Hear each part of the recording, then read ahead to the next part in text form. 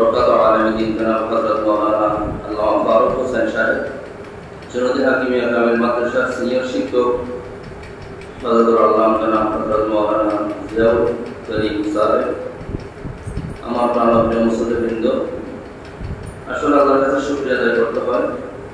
যাদেরকে দাওয়াত দিয়ে আনাটাই কষ্ট, তারা দ্বীনের বিশাল দাওয়াত নিয়ে, দায়িত্ব নিয়ে তারাই আমাদের কাছে পৌঁছে গেছেন। এই জন্য আমরা আল্লাহ পাকের দরবারে শুকরিয়া আদায় করি, সকলে বলি আলহামদুলিল্লাহ। আমি কথা বলবো না, ওনারা অল্প সময় কথা বলবো, আমাদের কষ্ট হবে না ইনশাআল্লাহ।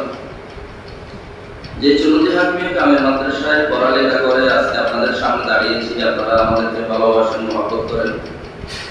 এই চুনতি হাকিমিয়া কামিল মাদ্রাসার প্রত্যেকটা বাড়ি কোনার সাথে শাহজাদ কেবলা রাহমাতুল্লাহ আলাইহির প্রত্যেকটা কুরবানি, ত্যাগ, নজরানা এটার সাথে মিশে আছে, আপনারা সবাই জানেন। বিশেষ করে কামিল শ্রেণীতে চুনতি মাদ্রাসায় শাহজাদ কেবলা রাহমাতুল্লাহ আলাইহি ওনার একক অবদান এই চুনতি হাকিমিয়া মাদ্রাসার কামিল শ্রেণীগুলোতে, যেখান থেকে লক্ষ লক্ষ বিশ্ববরেণ্য, দেশবরেণ্য মুহাদ্দিসিনরা চুনতি মাদ্রাসা থেকে বের হয়েছে। তো শাহজাদ কেবলা রাহমাতুল্লাহ আলাইহি সিরাতুন নবী সাল্লাল্লাহু আলাইহি ওয়াসাল্লাম মাহফিলের প্রবর্তন করেছিলেন কোন সময়ে? যে সময়ে বাংলাদেশের জমিনে স্বাধীনতার পরে কোনখানে আলেমরা দাঁড়িয়ে দ্বীনের একটা কথা, কোরআনের একটা কথা বলতে পারতেছে না, আল্লাহর পক্ষ থেকে তাকে হয়তো আল্লাহ ইলহাম করেছিলেন, আল্লাহর ওলিকে তিনি এই ব্যবস্থা করেছিলেন। সেখান থেকে আজ গোটা বাংলাদেশে এই দ্বীনের কথা বলা তার মাধ্যমে শুরু হয়েছে। আলহামদুলিল্লাহ।